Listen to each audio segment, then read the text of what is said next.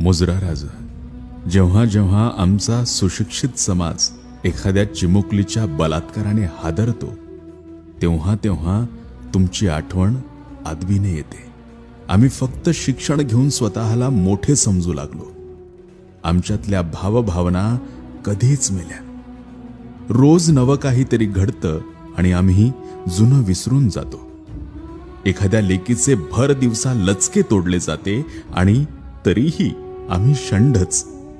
मग आम्हाला तुम्ही आठवता, तुमची चौरंगा पद्धत आठवते.